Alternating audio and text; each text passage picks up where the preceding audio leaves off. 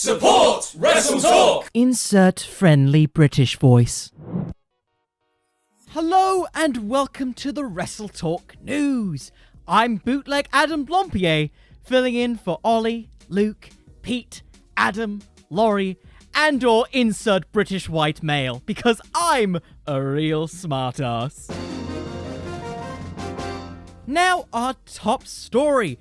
While the world anticipates a rampage in Chicago skyline segue, local precious metal and lukewarm silver bro Luke Owen has revealed on the Wrestletalk podcast 1 week ago that the inaugural Fantasy Booking Warfare tournament was sent invitations via DMs, leaving many fantasy bookers to wonder, where was Wrestling with Fiction in that conversation?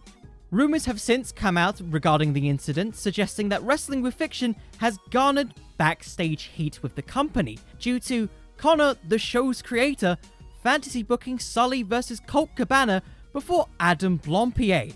Jay Delta of the Wrestling Recorder newsletter later corroborated the story, stating that Adam was pissed backstage, forcing many Wrestletalk and No Rolls Barred members to play Monopoly against their will. Things are looking pretty dicey for anyone who opposes the corgi connoisseur that is Plumpy, but I'm sure everything's fine. It's the wrestling business. When does backstage heat ever mean anything in the dirt sheets? We see this all the time, and oh god, there's more news! Yes, because whilst trying to differentiate himself from the pack, he still finds himself in even more trouble. Whilst he is the first and only man to ever fantasy book Link and the Pokemon trainer into the wrestling business, according to Sam and Dan of the Sweet Chinwag podcast, Wrestletalk veteran and kawaii senpai Oli Davis is reportedly not high on him backstage. Further going on to state, he would bet good Louis Dangor money that he would flop on the Wrestletalk roster, adding that giraffes suck and that he has too much hair. Put some size on and we'll talk. Ending the conversation with, wait, who is he? Well, the former Golden Joe with some truly glowing remarks, but I'm sure the whole world is wondering what my response is. Okay, ignoring all the supposed backstage heat, I am legitimately a fan of all Wrestletalk. I remember beginning to start watching you guys back in your WrestleMania 33 review, and I've been essentially a fan ever since. I've been subscribed to No Rolls Barred. Hell, I've done a bunch of even more random stuff with that. I've watched a bunch of, like, PFK, the return of, like, Adam's booking videos, and all of that fun stuff. For me, it would be an absolute honor to be on Fantasy Booking Warfare, purely because, it's basically what I do here. Even if it's just, like, a little bit longer, I feel like it would just be so much fun to do. And for me, I can't imagine anything that could convince me otherwise of doing this. I have grown up watching this, and I know that through this year of hard work and dedication that I am the only one who could truly be fitting to be on a future Fantasy Booking Warfare. Wait, is that CM Punk? Well, screw what I said! CM Punk to AEW confirmed!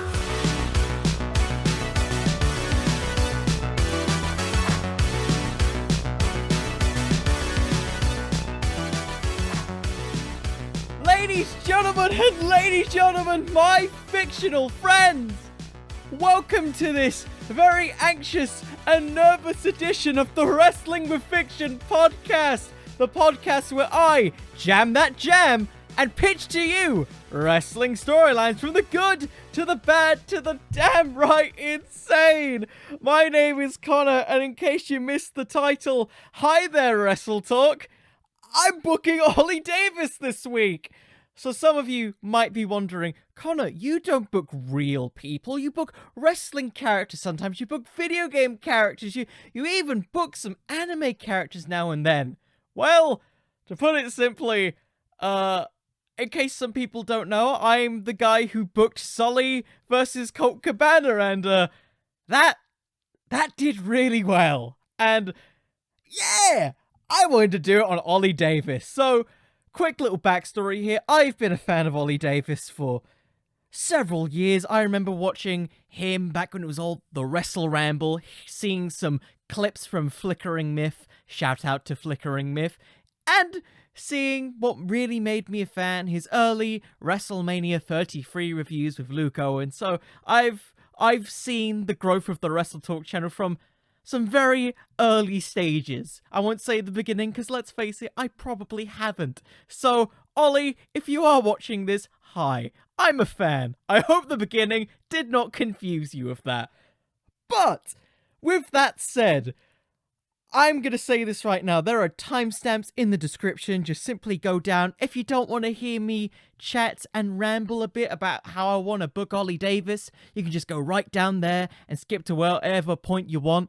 Because I'm about to go off a little bit. Because it's a little known, it's not a known secret, it's widely publicly known that I want to be on Fantasy Booking Warfare. And I've mentioned this a lot through tweets, posts. I even made a random really bad video talking about my love to try and do that. And what random thing that has just made me, get a little bit hot after the night of CM Punk debuting on Rampage, which was an amazing moment, was that Parts Unknown have themselves the third round of the Fantasy Booking Warfare tournament.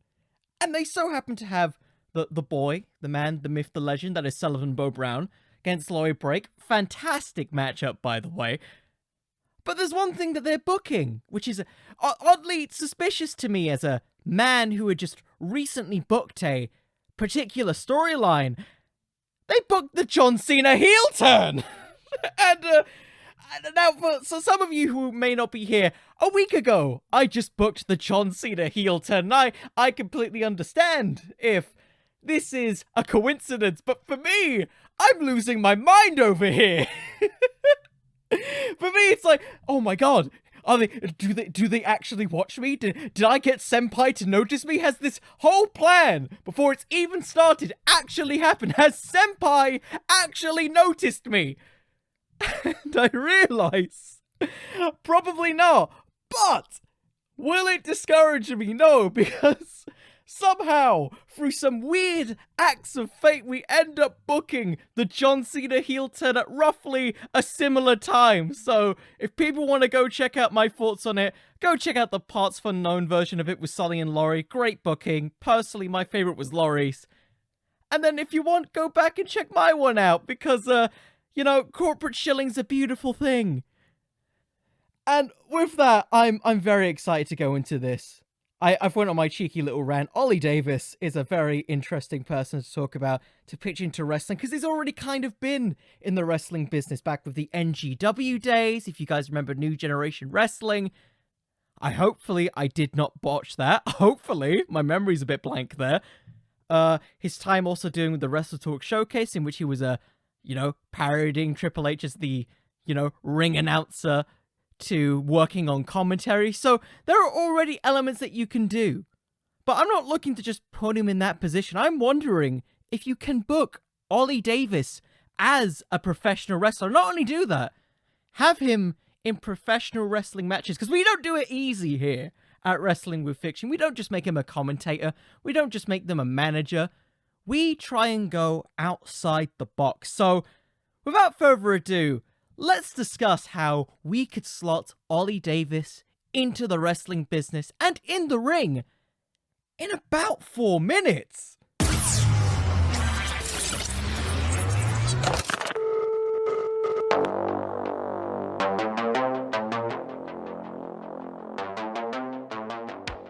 Okay, so on the surface, this is supposedly incredibly easy to do. Oli Davis has shown that he does have some feats of strength. Unlike Sullivan Bo Brown, who we had to kind of guess and assume through his, bits of background in dancing and acting, Oli Davis already has some physical feats of his own that, if you were listening to the Wrestletalk podcast, you'd be aware of, such as him running a marathon/half marathon, him actually doing what could be some form of gym exercise, presumably just traditional gym work based off of Twitter photos, and he's shown to be strong enough, as shown by a very small Twitter video, able to squat multiple times his lady partner. Now, it would be rude for me to assume weight, so I am just only really going to assume that is a average-sized woman. I don't really know. So, with that, we've already got a decent baseline for Oli. He's a arguably above average fitness level individual who, from what we can only assume based off of research into his very early LinkedIn profiles, going into his old time in Flickering Myths and work that he did in Channel 4, is around his early 30s, which is actually pretty good for pro wrestling. Like, when you consider how late people like DDP got into the wrestling business and Batista, it's not entirely out of the realm of possibility.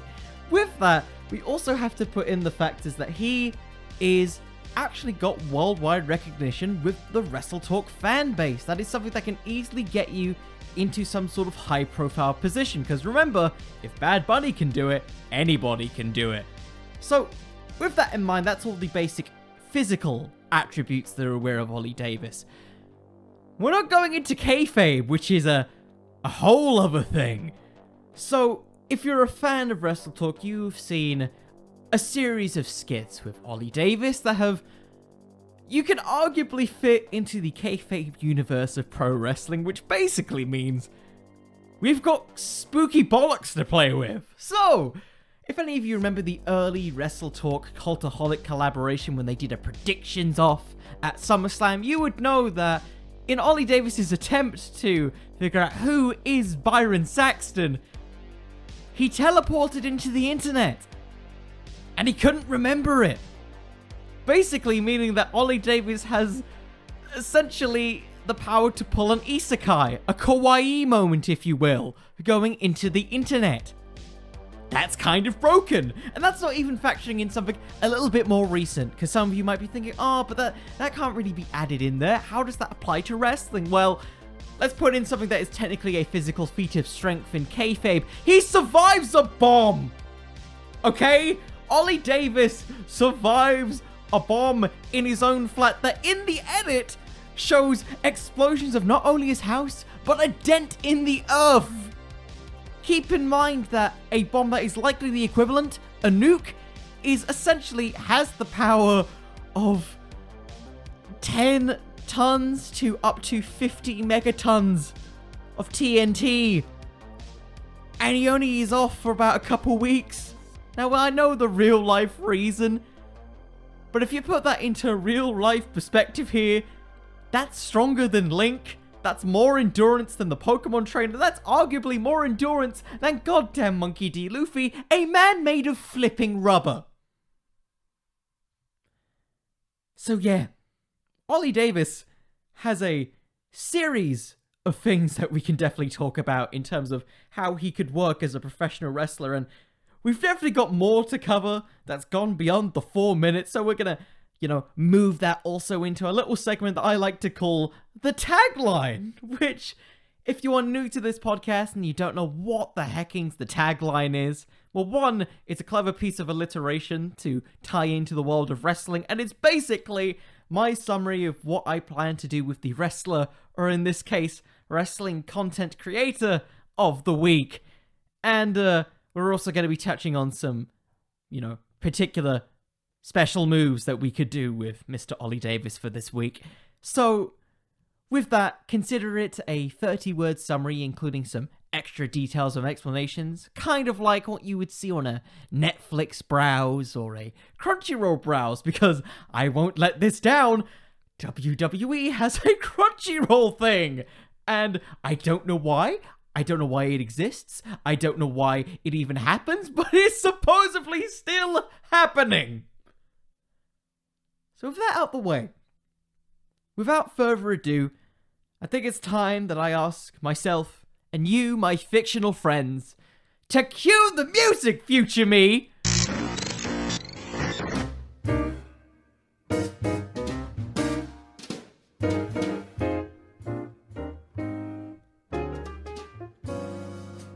Okay, so diving into the Oli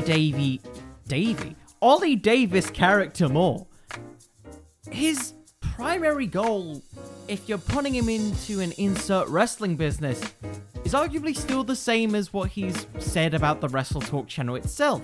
It's to make it the one-stop shop of essentially anything in wrestling. Your go-to bit for all your latest wrestling news, your speculations, your fantasy bookings, basically the variety channel. So his goal in professional wrestling is really something that kind of reflects that. It reflects the mysteries that have been left unsolved, whether it be running jokes, and it also reflects his ultimate goal for, Wrestletalk as a whole, because he's one of the, many faces of Wrestletalk. He's the founding member that has eventually, led the channel to be as much a success as it is. And for me, the ultimate tagline for Oli is simply wanting to create a company for everything pro wrestling. A passionate content creator enters the wrestling ring to entertain and expand his brand, because at the core, that's the goal of Wrestletalk. You can get by the entertainment, you can get by with the skits and all this other stuff that's been added, but at its core, it's to bring the latest daily wrestling news and provide it in a way that is suitable for, modern society and its, occasions to, in British culture, take the piss out of it. And with it, that brings a whole new road of possibilities to it. A exploration into what you can do with a comedic character, as we've seen with the likes of Orange Cassidy, and what happens when the laughing stops. And that's something I'm particularly intrigued by. And honestly, I think that has a lot of potential. So with that, I may as well just get into some particular finishing moves, because I wasn't able to get to it in the previous segment. I've devised a couple moves for Oliver Davis, some mostly related to the, channels that he's created alongside his fellow Wrestletalk pals. One of them being the Jam That Jam Neckbreaker. Now some of you might be asking, why would Oli Davis use a neckbreaker? Well, put it simply, Jam That Jam Neckbreaker is basically a swinging neckbreaker. You guys remember the Michael McGillicuddy one, where he'd, spin? For me, that kind of resembles, when you put your hand on a jam jar, you really try and, open it up. So you gotta, move it off like it's kind of a headlock. That's kind of how I imagine the Jam That Jam Neckbreaker to be. So that's one of the main finishes, I believe. And another one is a nice little crossface dubbed The Wrestle Ramble, in reference to the old podcast name, because you kind of got the hands trapped around the face, so the mouth was there, so they can, say they give up, so it kind of sounds like they're rambling. When people are like, that's happening. So that's basically that added onto it, but I'm really rambling on the Wrestle Ramble, so I should get onto the Wrestletalk. And with it, it's about time that I pitch my one of two storylines for this week, and put it simply, for the very first storyline, we're gonna finally get the true definitive answer to who is Byron Saxton?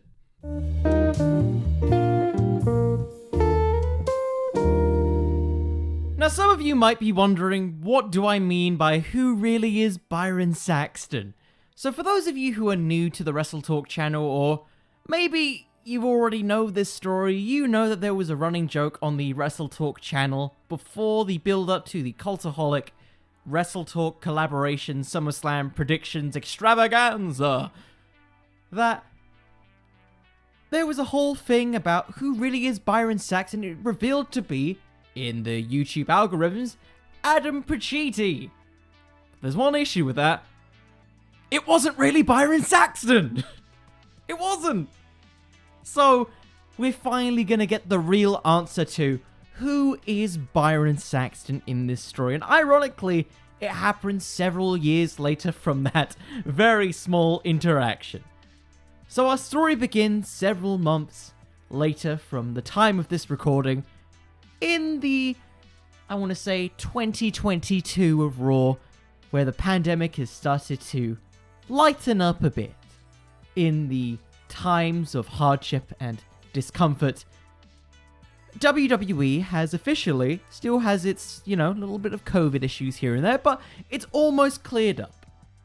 And in the almost WWE tradition, we find ourselves with a little bit of classic little travel issues, because we know WWE loves its cheeky little travel issues, as Raw finds itself in the UK, where General Manager Adam Pearce, due to the travel issues, has several talented staff who are unable to make it to Raw, leading to a very special guest commentator to appear. Because, ladies and gentlemen, because of Raw being taped live in the UK and all the random shenanigans that's trying to get bunches and bunches of talent over to the States, not over to the States, over to the United Kingdom, it has been tasked by General Manager Adam Pearce to find a replacement guest commentator for the evening. Now, of course, during this, it is a UK-based event in London, where, of course, the Wrestletalk boys are going live to see a Raw, because when wrestling shows go to big wrestling shows, I don't know what I was trying to say, when wrestling shows come to the UK, and they are big, major wrestling promotions, it's a bit like seeing a wild unicorn in the wild. And I don't know why I emphasize wild and wild. We're off to a great start for this story, and in which we get several segments throughout the show. We're going to say about the first half of Raw is dedicated to Adam Pearce having these segments, trying to find a person or individual to be on the guest commentary team who has some credentials, until, well, he lands on a particular Wrestletalk member, that being Oli Davis, because remember, Wrestletalk Showcase was a thing, and in it, well, Oli Davis was a commentator. So in this, we get Oli Davis kind of like nervously looking to this, I'm assuming 6'1", 6'2" man, just being, just very, very nervous. But, the rest of the group, like Luke, is like, oh yeah, he could do commentary. He could definitely do it. And Ollie's like, I don't know if I can. Yes, you can. And Adam Pearce just says, hey, do you know who this man is? Do you think Oli Davis can be a Raw commentator? The crowd, obviously in the section, because remember, Wrestletalk does get roughly about, I'm going to be getting a statistic off of my head, I'm only going off the recent AEW review, about 29k per thing on the Wrestletalk podcast, so you can get a decent amount of people saying, yeah! Eventually, basically allowing Adam Pearce to say, get on that booth, I'm taking you to Gorilla. We get like a little like Ollie chant going like, Ollie, Ollie, Ollie, Ollie, as he kind of like looks like, oh my god, I did it! Even though I'm nervous, I did it! I don't know how, but we did it! And of course, that could be used as a clip for later Wrestletalk news, as a little funny clip, kind of like how Buddy Murphy was like, oh yeah, I watch Wrestletalk. Moving on from that, basically, the popularity of Wrestletalk, the convenience of the crowd, gets Oli Davis backstage. Basically, getting him all ready for his big commentary debut on the grand stage of WWE Raw, because let's be honest, who really cares about Raw commentary? So if people are complaining about that, it doesn't matter. Because Raw doesn't care, and neither should you. Except in this story, because for the first time ever, we get, during halfway through the show, Oli Davis getting to meet Byron Saxton for the first time. We get to see him look over to Byron Saxton, not on a television screen, but in real life, sitting only really meters away, as wrestlers like Cedric, Jeff Hardy, Shelton Benjamin, and various others begin to wrestle. Have all their things building to the eventual Keith Lee, Bobby Lashley main event, in which Keith Lee is fighting for the WWE Championship, because Keith deserves everything. It is during this that, of course, we get the classic WWE trait, because even in a perfect world, you gotta have your flaws in there. we get our random chaos schmoz moment where, over the course of the show, Oli Davis has just been glancing at Byron Saxton. He's still commentating on the matches, but he's really looking at Byron Saxton because, who really is Byron Saxton? And the world has wondered. The running joke isn't really a joke anymore. Does anyone know who Byron Saxton is? I don't know. You don't know. Does the world know? And it's in this moment of chaos as Byron Saxton sits there trying to commentate on the match as the chaos between Bobby Lashley and Keith Lee ensues that Oli Davis takes off his headset and a la in a Scooby-Doo bollocks moment, we see Oli Davis just attempt to, in his own weird way, attempt to unmask Byron Saxton as security come to essentially restrain Oli Davis in the chaos as Byron Saxton begins to run, as Oli begins to try and grab her microphone saying, I need to know, who is Byron Saxton? I need to know, who is it? Who? That will be important later. So we move on to next week. And as you can tell already by this story, it's already complete bollocks. Because you don't need every storyline to be super serious. And if you're talking about like a YouTube thing, with YouTubers in there, you don't need them all to win a world title. So I'm letting you keep that in mind because it's gonna get even more ridiculous from here. So we move on to the next week of Raw when it's been reported by, various news outlets that local wrestling news star Oli Davis has attempted to figure out who really is Byron Saxton.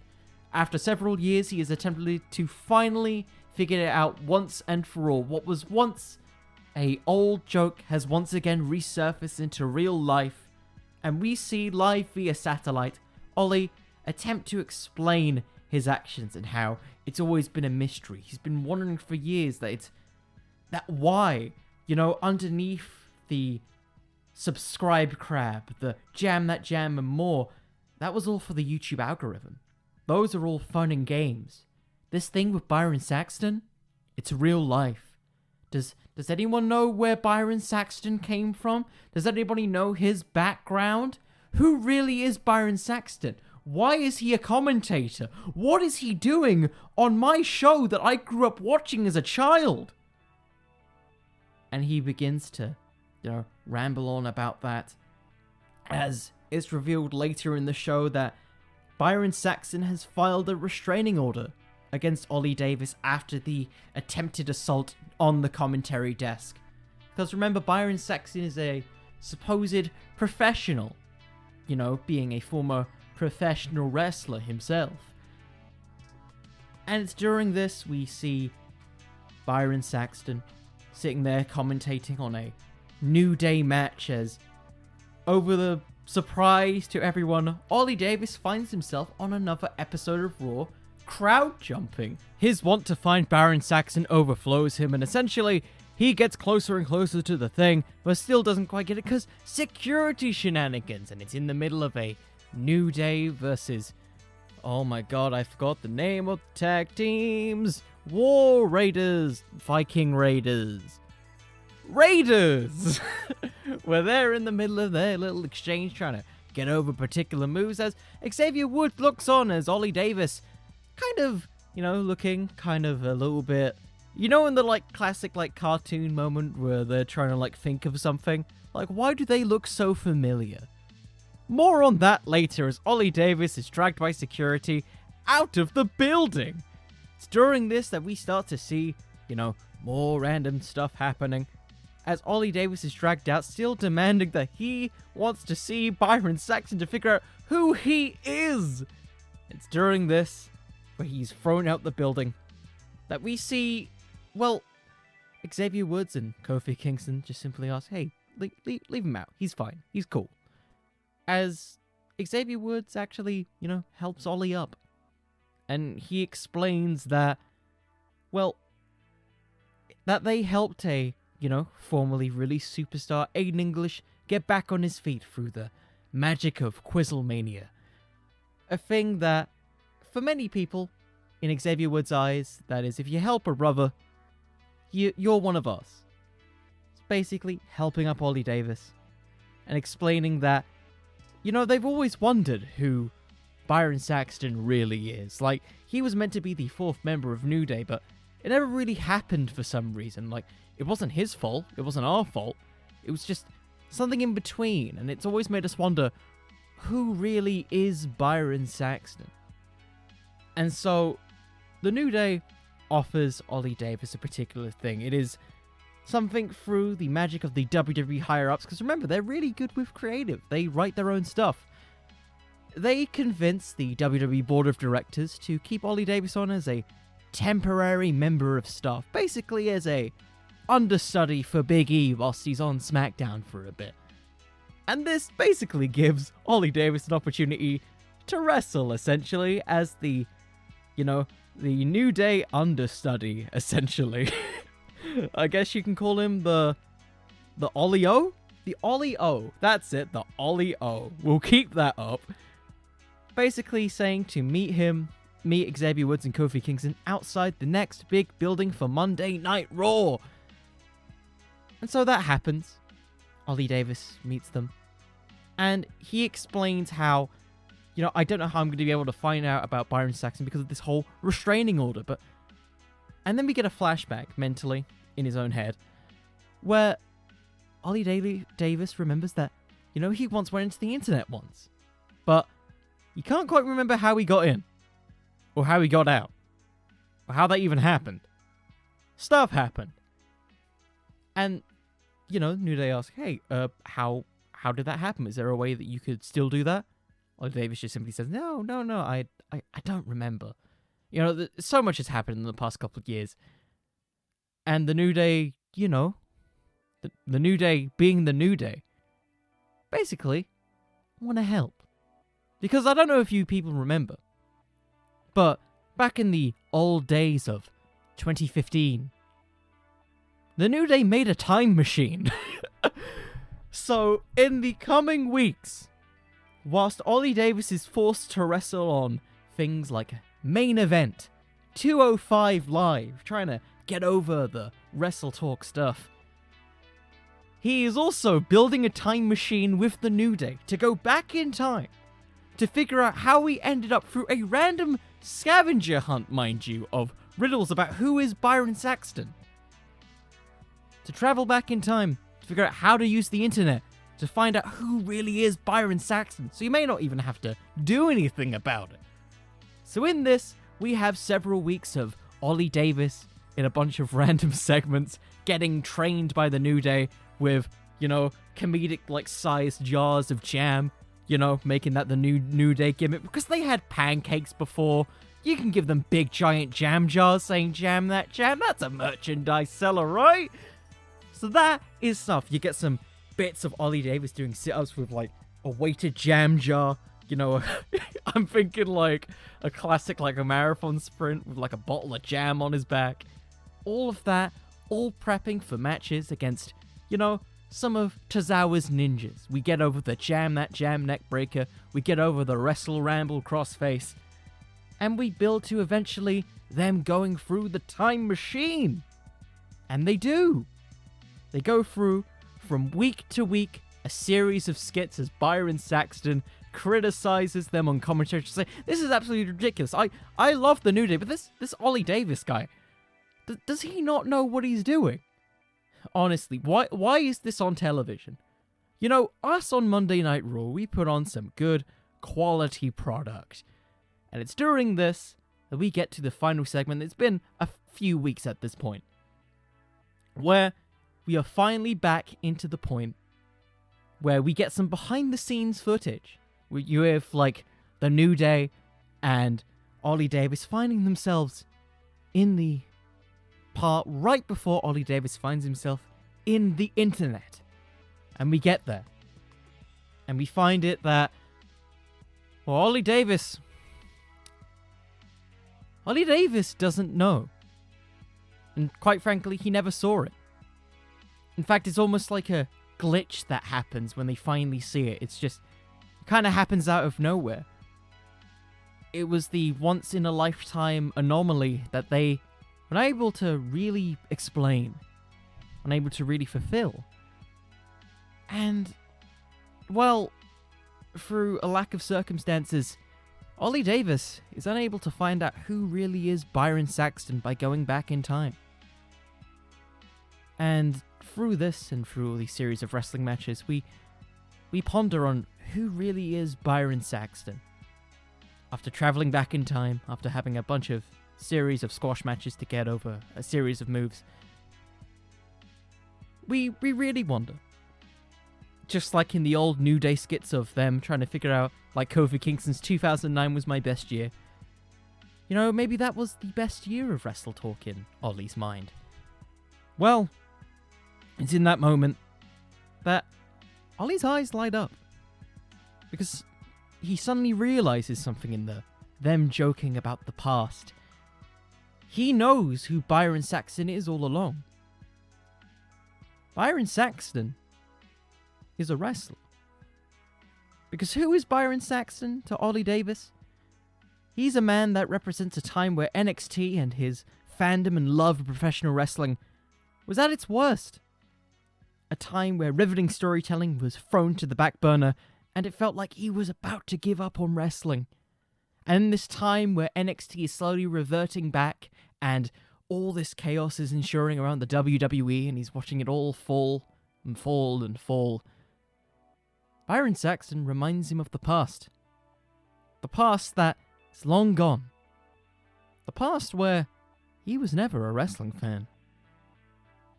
And in that moment, he officially says that he knows who Byron Saxton is.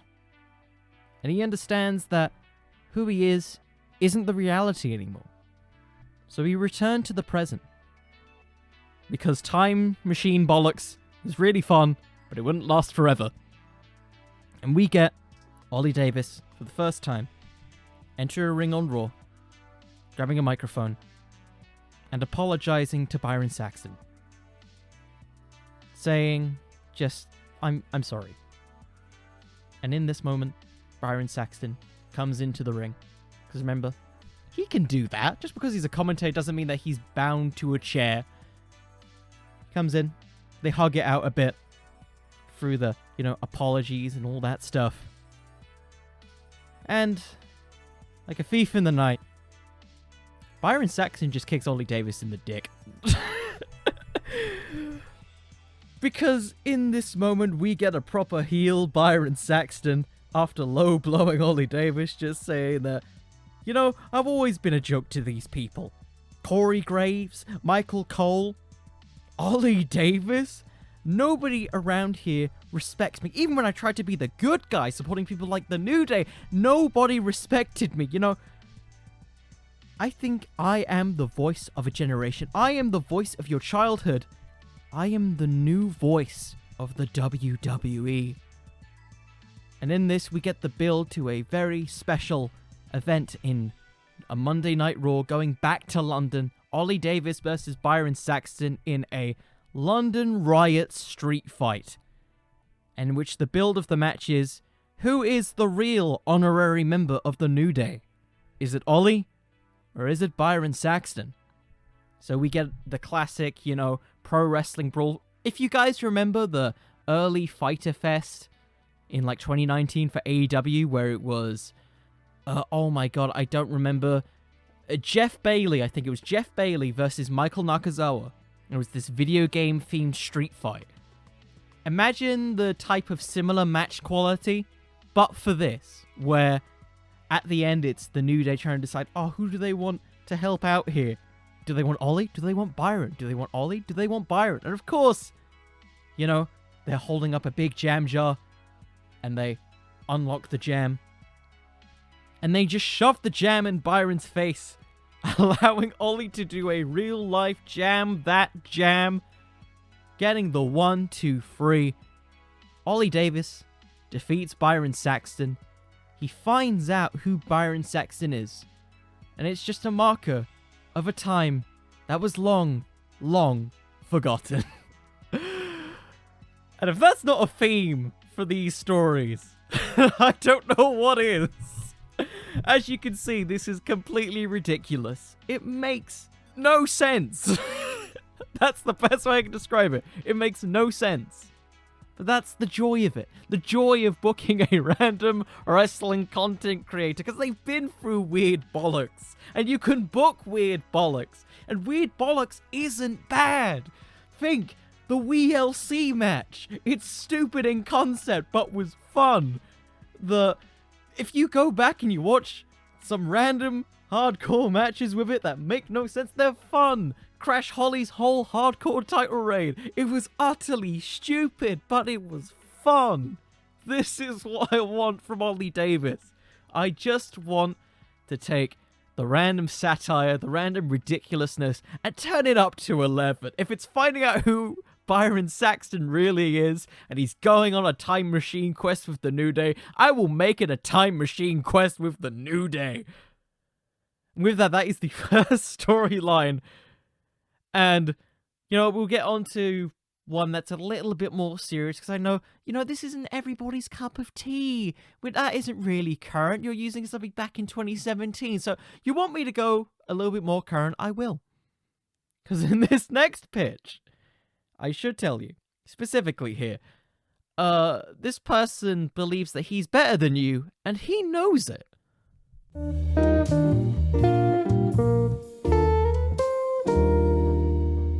So our story in the second storyline pitch begins on the post-AEW Full Gear media scrum, where, of course, Maxwell Jacob Friedman, after having a successful match on the pay-per-view, is getting several questions coming in from the likes of Sports Illustrated, Give Me Sport, Fightful, and of course, Wrestletalk, where, what they all do in their special media scrums. Rampage had one, where they emphasize that on the next call will be Oli Davis from Wrestletalk, and the mediator says that, and MJF simply responds with, wait, is that Oliver? Oliver Davis? What are you doing here, bud? What's going on with you? Yeah, I mean, I can't see you, but your hairline looks great. Playing off the little exchange on Twitter. And, Oli just gets that, that little bit flustered. If you remember the Wrestletalk review where, Lily winks at Oli, it's like, oh, MJF, stop. Oli just, all flustered, just says, well, how are you doing? And MJF just simply responds, just saying, yeah, I'm great. I am the greatest AEW competitor of all time still. I've beaten Chris Jericho not once, but twice, more than anybody else in this company. And now I'm speaking to you. That's great. And with that, the media just says, hey, look, that's the next question. We're going to be moving on to MJF's... Oh, cut you off there, bud. I want another question from Oli. And this goes on for the next several questions, where essentially Oli is trying to get some questions up. He's like, oh, someone just complimented me. I want to be friends. Let's be friends. Because remember, whilst that may or may not be the real Oli Davis, if you're complimented enough and you start doing that, you might just have a casual chit-chat. Big up some people's ego. It works fine. It works marvelously. But why on earth is this happening? We will find out later. So, over the course of several weeks of Dynamite with the AEW Dynamite reviews, Oli Davis' segment that would usually last about 4 minutes becomes 6, because he starts spending more and more time creating this running gag where he says that MJF is his best friend. During this, it all builds to the eventual AEW show that's going to be in the UK for the first time ever, as it was the initial plan in the early stages of AEW. And so we build to a very special show that is MJF versus Pac as the very special main attraction match. And with it, some of the people who are right in the front row are the Wrestletalk boys. You got your Oli Davises, You got your Luke Owens, you got your Laurie Blake, you got your Adam Blompiers, and you've got your Chopper Pete's. Tempest can't make it because he's in Canada, but we've got the whole crew here. With that, MJF comes out for his match. He, we get the do-do-do-do-do-do-do-do-do-do-do-do-do. And immediately he starts chatting to Oli Davis, just putting him over and saying that, hey, look, I've been a fan of you for years. Like, I love Wonder Ollie. I was a big fan of Mr. Davis. Have you seen the suits? I inspired my entire persona off of you, my friend. You are truly an inspiration to online content creation. And he walks off. He starts having his big match with Pac. And, he starts when he's like resting outside and running away from Pac, it's like, hey, can I call you the Big O? You seem like someone who'd be called the Big O, big owner of Wrestletalk. And immediately, you see the rest of the group being like, what is he on about? Ollie just kind of blindly taking the compliments, like, see, he's a good guy. As immediately he pulls a heel move on Pac, is like, no, he's not. It's like, yes, he is. Did you see? He just complimented my hairline. It's great. It's in this, we build to the climactic moment in this match where basically MJF, down and out for a bit, he begins to order something from members of the Pinnacle who have also entered as well. I forgot to mention that, but they're also there. In which they kindly ask Oli Davis to enter the ring through the barricade as they've gotten permission, or they haven't got permission. It's basically like Wardlow picking him up and putting him in. To basically grab the Dynamite Diamond ring. As the rest of Wrestletalk is like, what are you doing? You're not supposed to be in. Security is going to get you, Ollie. And at this point, Ollie, he's just trying to help out his friend here. Well, he knows the Wrestletalk people will be fine. He isn't covering every single show now. So he grabs the Dynamite Diamond ring. He passes it to MJF whilst the referee is knocked out. Delivers it to Pac. MJF wins, beating Pac. And the Pinnacle celebrates with MJF as he's regaining consciousness, asking Oli Davis to come into the ring as well. And with this, Luke is out there just saying, you realize who you're talking to? And Oli just responds, yes. Look, Luke responds, he calls himself the salt of the earth. Oli simply responded, yeah, but sometimes everybody needs a little bit of salt in their life. As that happens, MJF and the rest of the Pinnacle take Oli Davis to the back mid-show as the rest of the Wrestletalk crew look completely baffled. It's in this point that they try to get to backstage. The show is important. Everybody loves a bit of AEW in their lives, but what is more important is that they get their friend. And in this point, we get some backstage segments with Oli Davis and the Pinnacle. Basically, just praising Oli once again and making Oli, a little bit of a smart baby face here, questioning, is this friendship really real, MJF? I've been watching your career in AEW from the very beginning. I've seen you wrestle with Cody Rhodes. I've seen you wrestle with Chris Jericho. We're friends, right? There's nothing there. MJF immediately, refuses, just saying, oh. Listen to me. What would I gain from attacking you and making you my enemy? Chris is a former world champion, a legend in our industry. You're a friend to me. I don't say this often because in this business you can't trust anyone. You're not in this business. You're a viewer of the business.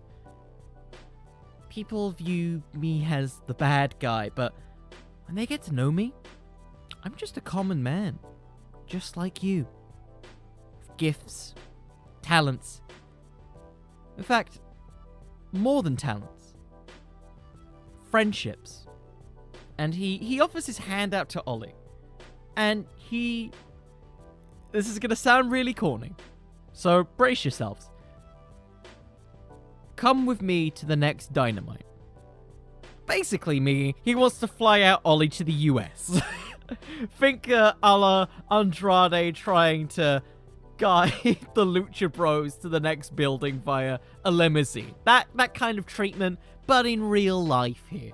As members of the Wrestletalk crew, hearing about this, try to text message Oli live on it. I was like, what are you doing? Don't do this. Like, he's just a random stranger. It's at this point, MJF gets out a contract saying that I talked to TK to get you a per appearance basis. And Oli Davis, he signs it because, when you're a fan of wrestling, there's always that dream in the back of your mind that you can be a professional wrestler. Or that you can live the professional wrestling life. There's kind of a dream of that to some extent. I think Ollie's talked about this on a couple occasions. I believe he once mentioned that he tried to train to be a wrestler. This is like essentially getting the golden ticket in Charlie and the Chocolate Factory. You take the ticket. So of course Ollie signs the ticket. He's going out there with MJF to the States. It's almost like I don't know why I'm making movie references. Annie! There we go. Annie. With it, they go there. And with it, Luke is essentially soloing a bunch of the Wrestletalk news in Ollie's absence, reviewing AEW Dynamite on the occasions that where Oli Davis can't really record it remotely. Because, different time zones, all of that shenanigans. And with it, on the occasions that Oli Davis does get an AEW Dynamite review, well, Ollie's basically not even 4 minutes. They're not 6 minutes. They're like 2 seconds. Where it's just, hey, this is my review of AEW in about 4 minutes. MJF was there. He's great. 5 out of 5. And with it, we get these segments on AEW Dark and Elevation where, Oli Davis for the first time is getting a bunch of tune-up matches because now he's with the Pinnacle for these things. They're giving him a couple pointers, telling him, hey, this is how you do this. Like, you're in good shape, bud. You can take on this local enhancement talent. And with it, we're getting these messages from Luke Owen, who's trying to call him live via satellite, telling him, hey, look, what are you doing? Why are you still with MJF? He's like, I am doing my dream. I'm finally getting to live my dream, Luke. I've wanted this. Like, I've wanted to make Wrestletalk the main place for everything in wrestling. In a channel called Wrestletalk, we don't have a wrestler. And that can be me, Luke. And Luke we have Tempest. And Ollie just like, but he's not in the UK, is he? Because at this point, we build and start to get Oli Davis getting a little bit more aggressive in the ring. He's starting to embrace those heel tactics of MJF as, the crowds begin to not really like MJF, but kind of, silence the boos a bit. We're starting to see, the goodwill of Wrestletalk starting to rub off on MJF as he's kind of the new best friend to Oli Davis. And this all culminates in a very simple Wrestletalk review where we're live via satellite with Oli Davis and Luke Owen, where they're talking about the AEW Dynamite review, and for the first time we get MJF coming in for a cameo in the middle of it. And he kindly asked Oli to, hey, do you mind if you just leave the room and, go with Spears for a bit, the Spears Wiser, and go have yourself a little bit of fun? But he says, okay, because, MJF is his best friend, and we got a show to prepare for. It's fine. We can do that. Definitely. And so he walks off. All of that happens. It's just MJF and Luke Owen.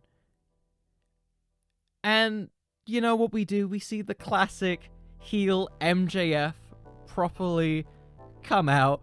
It says, okay, listen here, you sonic simp. The Oster here doesn't need to listen to you. The man, the myth, the legend behind Wrestletalk writes your checks, bud. Listen to what he says. Luke simply just responds, do you think that I'm so easily fooled? You're using him to make yourself seem like you're a much more likable person than you actually are. And to my surprise, it's actually working. You're manipulating these people to believe in the things that you believe. That doesn't build fans. That doesn't make people like you. That doesn't make you the face of AEW. That makes you a villain. And Luke just simply continues on saying that you're using him. He is my friend. Friend? Your boss is your friend? Do you know what shows you watch, pal? That does not exist. You're expendable. Another Robin to his Batman ready to be replaced. Another Silver Bro to his Golden Joe. Who, week to week on Dynamite, it's you, bud. But you know who it is, Lukewarm? It's Maxwell Jacob Friedman. That's his real best friend. The undisputed king of AEW.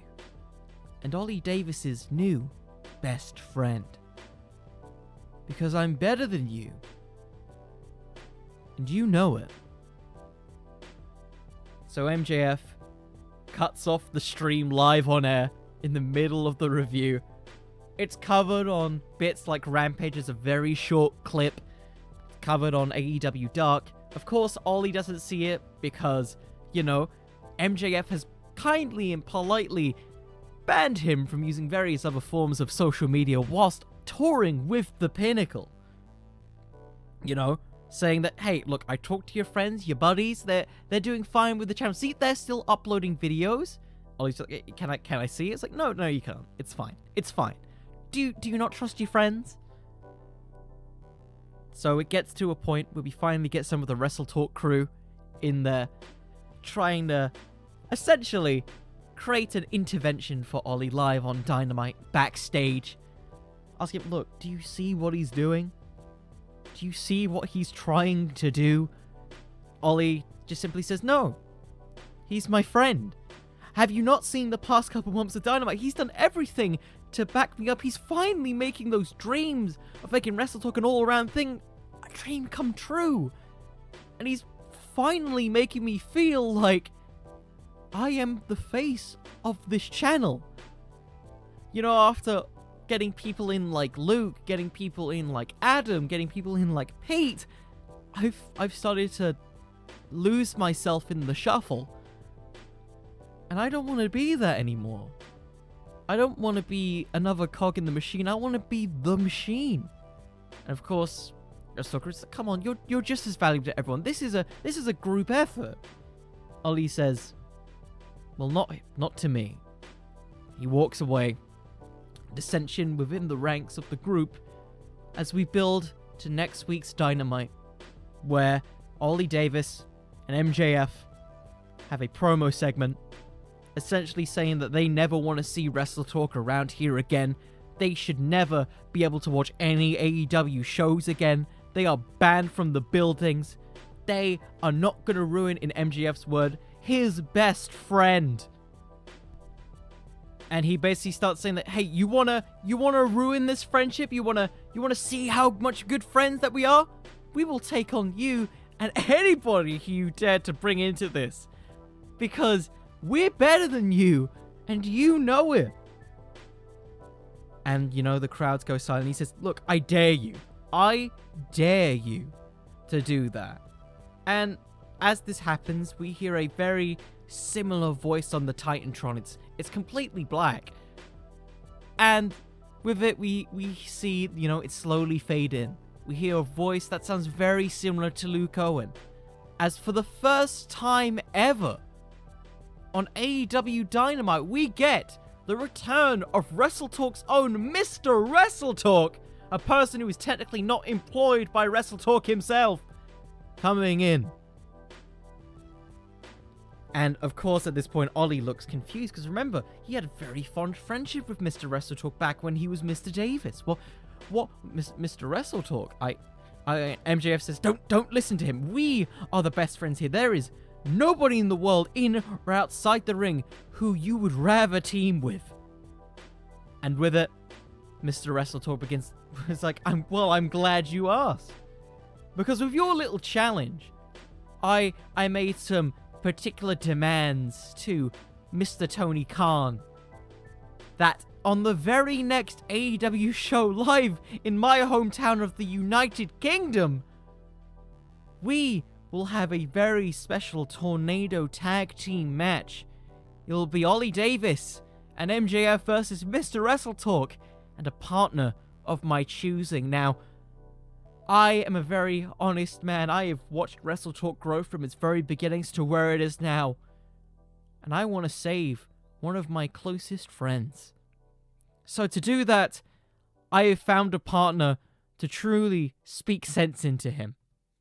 A partner who, for many people, would be considered a true friend of the channel.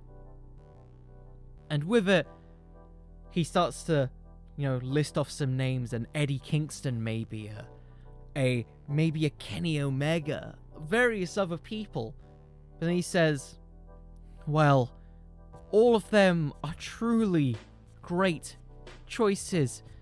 But you see, I made a few phone calls to Tony, and he allowed me the opportunity to speak to a man who would much like to meet you, Oli. Though, we wish the circumstances would be different. It's something that we have always wanted. Because in a big time match, we've always wished and believed that it should have always been Penta. And out comes, for a very brief stare down, it's Penta El Zero Miedo. It is Mr. Wrestletalk, Penta El Zero Miedo, versus Oli Davis and Maxwell Jacob Friedman on a very special United Kingdom show in a Tornado tag match, drawing in some of the Wrestletalk fans, drawing in the AEW fans, as we get a Tornado tag team match that can only be described as chaotic, jamming the jam of professional wrestling, and simply changing the game. So we get to the United Kingdom show. The match goes how you would kind of expect in a face versus heel dynamic. The baby faces Mr. Wrestletalk, aka Luke Owen, and Penta Zero Miedo get the advantage early on with some high-flying offense, and Luke Owen simply trying to do a rolling thunder, a la like Sonic the Hedgehog. And with it, we gradually get the heels back to building up MJF. Oli Davis trying to get back in there. And with it, we start to see the cracks of Oli Davis's and MJF's friendship begin to crumble a bit. Some miscommunication as MJF begins to order Oli Davis to use the Dynamite Diamond Ring on who he can see is now his friend, Luke Owen. And MJF says, just do it! Do it! Just hit him with it! He does not know you like I do. And of course, Oli Davis looks conflicted. Why would he punch his best friend who he's been through so many difficult times with? And it's in that confliction, and Penta, just taking advantage of this very brief moment of weakness, he's able to kick MJF out of the ring as Mr. Wrestletalk, Luke Owen, whatever you want to call him, manages to get a roll up on Oli Davis for a 1-2-3. Luke Owen and Penta Zero Miedo win because, as always, it should have been Penta, as MJF and the Pinnacle swarm and attack the pair as MJF tries to give him one more chance to do it. Punch your friend in the face. End this. You are a member of the Pinnacle. You are supposed to be on top. And in a very, collaborative, friendly way, Oli Davis grabs the Dynamite Diamond Ring, puts it on his hand, looking like he's about to punch Luke Owen in the face. And he looks to MJF and he says, "Not without my friends." And he punches MJF square in the jaw. That startles him as the rest of the Pinnacle begin to attack. And it's in this moment we get people who have supposedly publicly liked Wrestletalk. People like your Eddie Kingstons, your tag team partners with it, Pac, Ray Phoenix coming out to make the save as they begin to help them and aid them. As Luke Owen gets up to his feet, Oli Davis gets up to their feet after being beat up by the Pinnacle and having a war of words in the build-up to this match. We get a very wholesome best friends style hug where Excalibur says you got to give the people what they want, as Wrestletalk is finally reunited. Oli having a chance to live his dream as a professional wrestler, whether it be only for a few months, despite being manipulated. Luke Owen getting his friend back. MJF getting a brief moment of public approval. And once again, proving that in any story, it should always be Penta.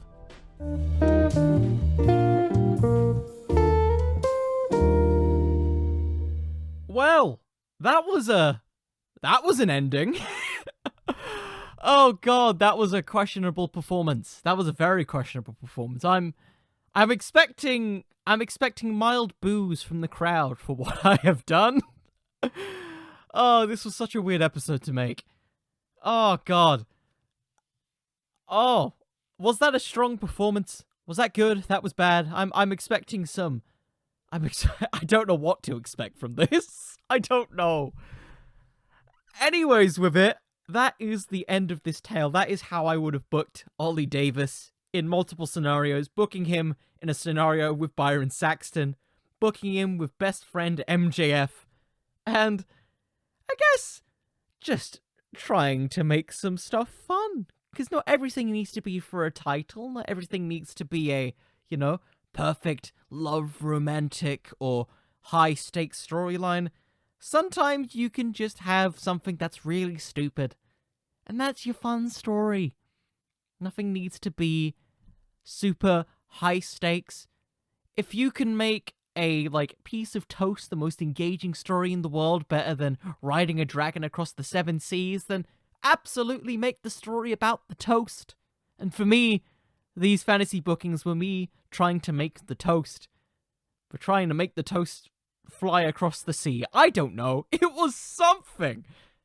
Anyways, that is the end of this episode. If you enjoyed this episode, if you feel free to subscribe to this podcast on your favorite podcasting app, leave a review if you feel so inclined. It helps out the podcast a lot. I've been doing this for a year. It would be nice to get my first review. That would be lovely.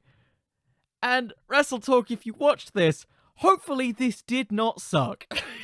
And if this is your first time listening, please have a absolutely lovely and wonderful day.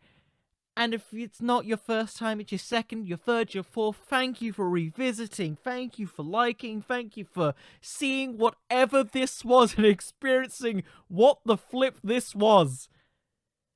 And once again, thank you all so much for listening. Thank you for taking time out of your day to listen to this and making my life overall better. So to close this episode, you can find me on Twitter at Connor the Cooper. You can find me on Instagram at Wrestling with Fiction. You can also find me on TikTok at Wrestling with Fiction, in case you like that sort of thing. And once again, thank you all so much for listening. I hope every single one of you has an absolutely lovely day. And remember, everyone, wrestling could always use just a little bit more fiction. See you all. Good night, everybody.